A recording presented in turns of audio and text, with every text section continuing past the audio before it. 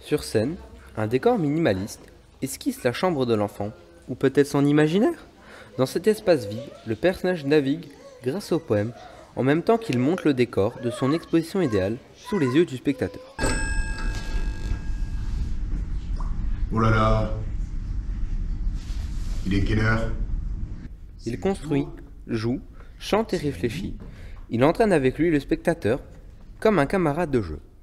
Ces marionnettes, puisque ce sont des marionnettes, représentent le personnage qu'il n'y a pas sur scène. C'est-à-dire, comme je suis tout seul, parfois il me faut un répondant. Et ça peut représenter mes parents. Chacun se fait son idée, en fait. L'idée, c'est... Je les nomme pas.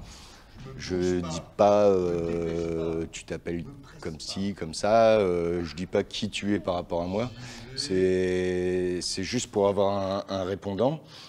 Et puis aussi parce qu'au départ, on est une compagnie de marionnettes. Donc, à un moment donné... Ouais, c'est ça. C'est parfois mon père, parfois ma mère, parfois mon grand-père, parfois mon cousin, parfois mon fils, oui, puisque je le dispute au début. Et voilà, non, en fait, c'est pour donner la réplique. Et puis c'est aussi pour avoir un jeu de marionnettes assez marrant. Un spectacle de poésie et d'images, tendre et pétillant, ironique et profond, joyeux et sensible, où l'on compte sur ses doigts à sa propre manière et sur ses proches, plus fort que jamais, dans ce monde tellement agité. Je me réveille dans un endroit, en gros un endroit qu'on ne connaît pas, c'est un cube. On voit encore un peu le squelette là. C'est un cube et ce cube peut représenter ma chambre, comme peut représenter aussi un lieu d'exposition. Et je me réveille et je m'aperçois que, oulala, j'ai rien fait, et je monte mon exposition. Parce que ce spectacle aussi a été fait par rapport à l'exposition idéale d'Hervé Tullet. Donc je monte mon exposition et en même temps je me rappelle de mon enfance, je me rappelle de certains moments de ma vie et ça se passe comme ça en fait. En gros, pour moi, c'est ça le spectacle. Après, chacun va y voir... il va y trouver son compte, je pense.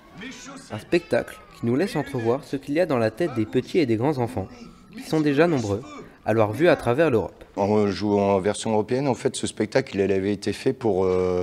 c'est une collaboration entre la Slovénie, la Croatie et la France. Donc, en fait, il y a 3 décors pareils dans chaque pays.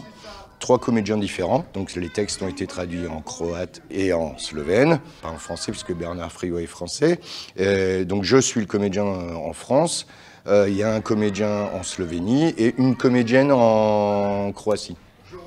Et par contre c'est le même texte, le même décor, la même scénographie, la même mise en scène, oui voilà, c'est ce que je cherchais comme mot. Vous êtes certainement en train de vous demander pourquoi un projet comme celui-ci.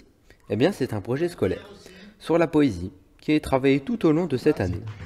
Ce sont toutes les classes de maternelle et les classes de CP qui ont pu profiter de ce beau spectacle, qui a duré une demi-heure, plus un temps d'échange avec le comédien et la scénographe. Oh là là. Oh là là.